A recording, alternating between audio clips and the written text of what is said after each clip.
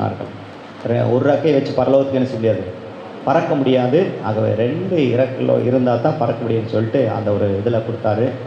நல்ல மெசேஜ். அந்த வார்த்தைகளை கேட்டபோது சில நபர்கள் உணர்த்தப்பட்டாங்க, சில நபர்கள் எனக்கே ஆண்டவர் பேசினார்னு சொல்லி சொன்னாங்க.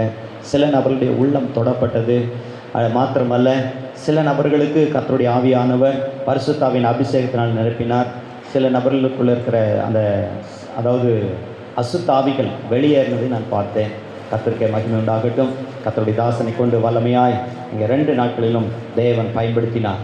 இந்த அதாவது படக்காட்சிகள் ரொம்ப அருமையாக இருந்தது. முதல் நாளில் பார்த்திங்கன்னா படக்காட்சிகள் மூலமாக நிறைய காரியங்களை சொன்னார்.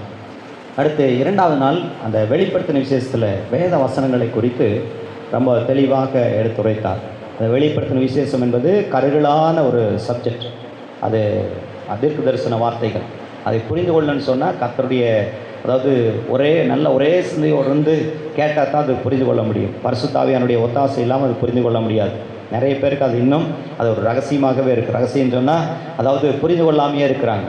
ஆகவே கர்த்தருடைய பிள்ளைகளாக நாம் இந்த கடைசி காலத்தில் வாழ்கிற நாம் இந்த வேத வசனங்களை அங்கே ஸ்தோத்திரம் கேட்டு அதன்படி நடக்க நாம் பிரயாசப்படுவோம்.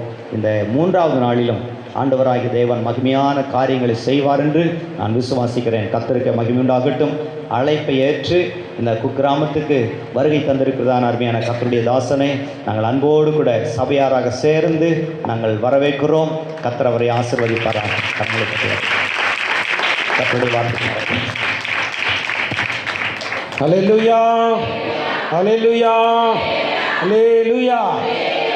சந்தோஷமா இருக்கிறீங்களா? சந்தோஷமா இருக்கிறவங்க இன்னொரு அல்லேலூயா சொல்லுங்க.